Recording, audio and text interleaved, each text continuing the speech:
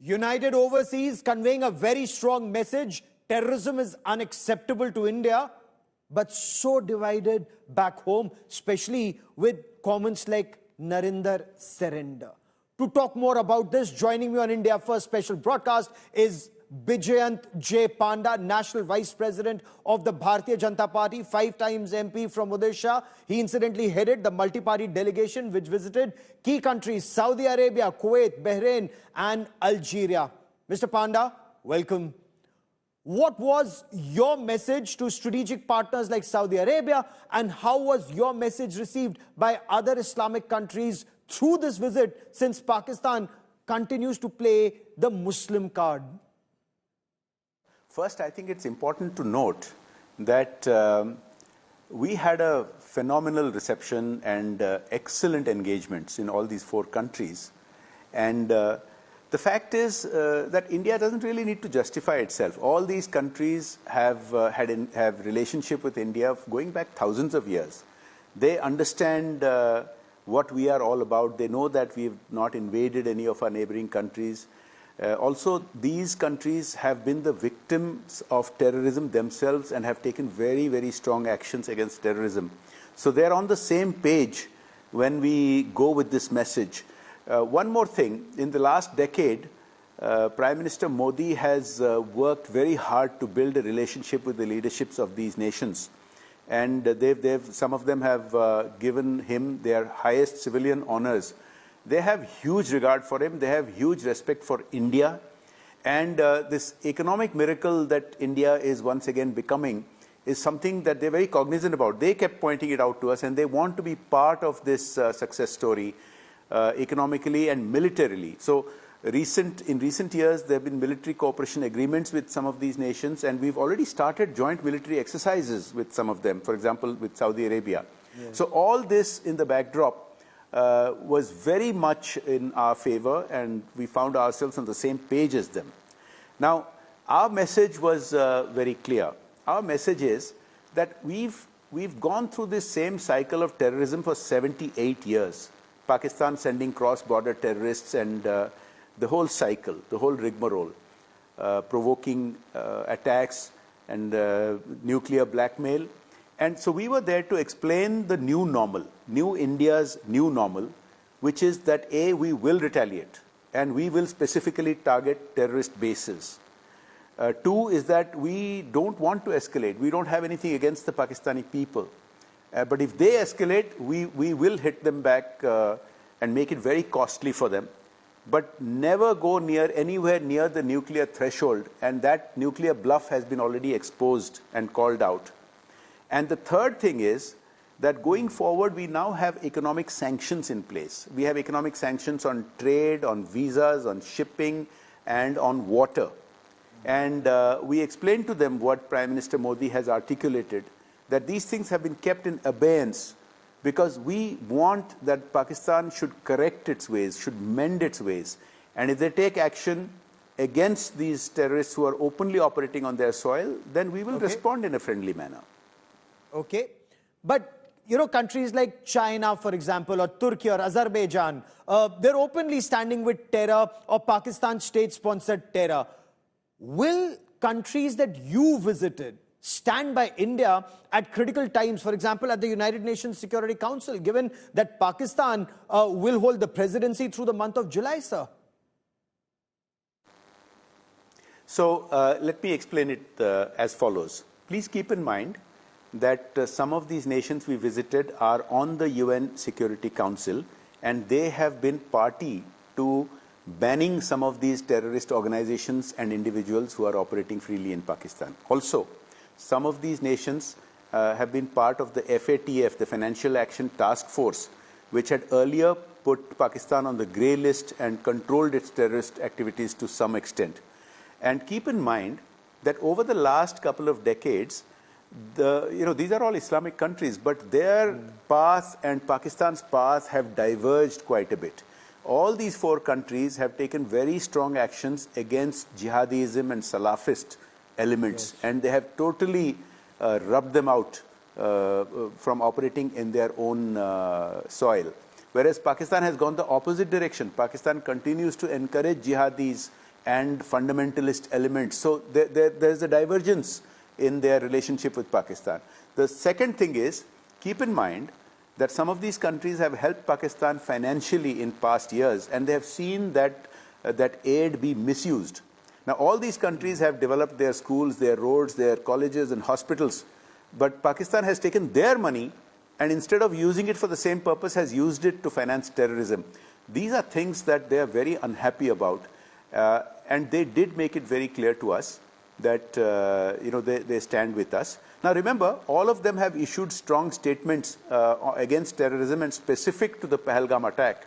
And in fact, since Prime Minister Modi was in Saudi Arabia when that attack happened, the Saudi statement was the strongest of all, attacking terrorism, condemning specifically the Pehalgam attack and specifically mentioning cross-border terrorism. So I think the path forward looks very good in terms of our cooperation with these nations. You know, you mentioned that some of these countries have funded Pakistan in the past, and Pakistan plays that religion card. But have we been able to send across that message, and you leading that delegation, that funds meant for development has actually gone to fund radical Islamist organizations like Lashkar-e-Taiba, Jaish-e-Mohammed, Hizbul Mujahideen and other terrorist organizations, or funded the Pakistan army directly, sir? They see Pakistan and India in completely different light. They see Pakistan as a problem child. They do have sympathy for its poverty. They have sympathy for the crores of Pakistani children who are not in any school. They have sympathy and they want to help Pakistan become normal. And they are aware that Pakistan is not becoming normal and has misused their help and misused their support for becoming even worse than before. Now, they see India as an opportunity. So they see us in totally different light. And so when we took up these issues and we specifically mentioned that, look, some of you nations helped put them on the FATF blacklist and they were somewhat subdued on supporting terror for a few years. But now that they are off the grey list, they are back at it again. This message found a great deal of resonance. So I'm very optimistic that going forward, in some public forums, but especially in private behind-the-scenes efforts, they are going to certainly take some steps which will not be very encouraging for Pakistan. I'm pretty confident, it will start pushing Pakistan in the direction of correcting itself. Okay. But if I come to the situation in India internally and politically, the Congress party says, and I quote, "No country called Pakistan a terrorist state." The Congress also said Kuwait, for example, has lifted visa restrictions on Pakistan. They've talked about Iran, the United Arab Emirates and Gulf countries signing MOUs with Pakistan. Russia, for example, signing an MOU with Pakistan to revive some old steel mill. The opposition here says this is success of Pakistan's diplomacy. Do you see this as success of Pakistan and perhaps India not succeeded in sending across that message that these countries are actually helping a terror state? Our experience on this tour and discussing with the senior political leadership, discussing with the senior parliamentary leadership, with think tanks, with the media, with the Indian diaspora, gave us a very different viewpoint indeed. Look, some of these things were in the works. You know, regarding Kuwait's visa regime for Pakistan, they've had very tight controls, and this slight relaxation was in the works for several years. So I don't think necessarily you should treat it in the context of what has happened in the last month or so. Now, secondly, I would say that, you know, as I said, these countries' attitudes against fundamentalism has changed a lot, and Pakistan has gone in the opposite direction. That's why you're seeing very strong statements from them and strong actions in the UN Security Council, in FATF, and also in OIC.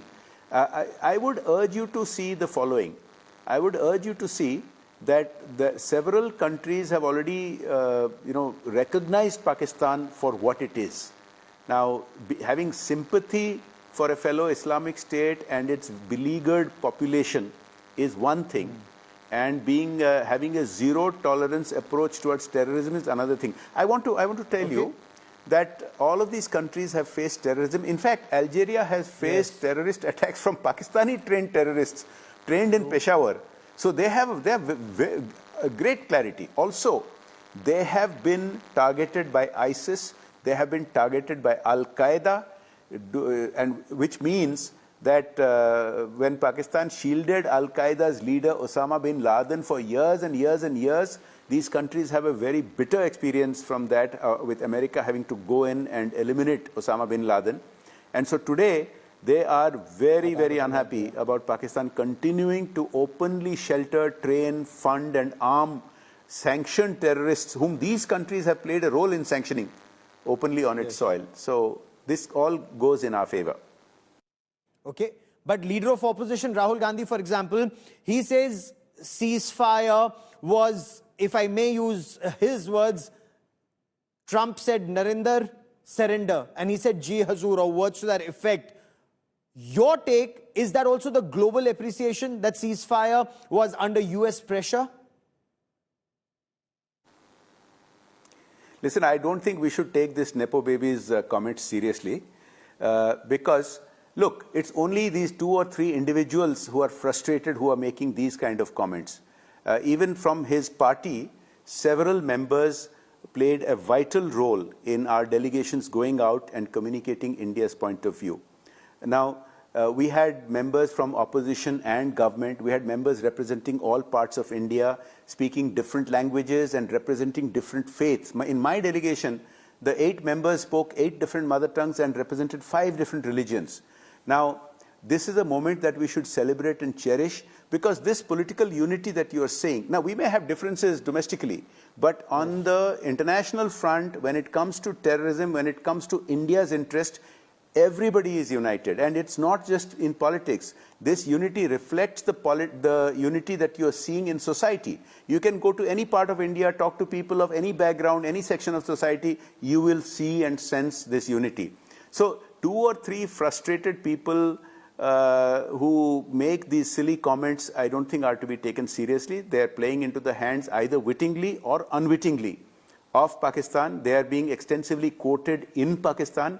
You know, sometimes I wonder, there are less members of our opposition and more members of Pakistani government agencies. Sir, that's a grave charge to level. Calling Rahul Gandhi a Nepo baby or frustrated is one part, but playing into the hands of the adversary is a very, very strong charge on the leader of opposition. On your assessment, on what are you basing this assessment on, sir? Well, wittingly or unwittingly, I don't know what I should conclude, but clearly you know that he's being cited extensively in the Pakistan media and by Pakistan government. Clearly it is playing to Pakistan's narrative, not in the aid of India, not to take the stand in favor of India. Mr. Panda, opposition parties have sent Prime Minister Narendra Modi a letter demanding a special session of Parliament on Pehalgam and also Operation Sindoor. Given that such discussions or sessions were also held post-Kargil in 26/11, is the government okay with it, or will the government only go ahead, or is the party only in favor of this being discussed during the next session of Parliament? Look, I think in the normal course of Parliament, which dates for the monsoon session have been announced today, yes, many issues can come up. And as it happens, on the issue of Operation Sindoor, the government and our armed forces have given extensive briefings right from the beginning and continually. So there's nothing that's not being discussed. And as you know, there have been all-party meetings that have been to take everybody into confidence. And also the briefings that our delegations had, and all these delegations had members of the opposition, were very extensive, giving all facts and figures. So, I don't want to comment on their demand, but the fact is that all these issues are being discussed and will be discussed. Okay. And across the border, perhaps following in India's footsteps, but even Pakistan is sending delegations overseas. There's a delegation in the United States of America. Bilawal Bhutto Zardari is speaking extensively there. Is that a challenge for India, uniting the world against Pakistan's state-sponsored radical Islamist terror, or are personal interests or countries wanting to ensure that India doesn't rise, those countries will continue to support Pakistan? I don't see Pakistan's copycat efforts as being, worthy of us being concerned, because they have the same old narrative. This is the same Pakistan which for more than a decade kept saying that Osama bin Laden is dead. And this is the same Pakistan which, for example, the current US president in his earlier term openly exposed. This is the same Pakistan that has, it's been a parasite on those who have helped it in the past. So nations may have their own geopolitical interests for whatever they do, but, Pakistan is like the emperor that has no clothes. It's quite shameless, but everybody knows what it is.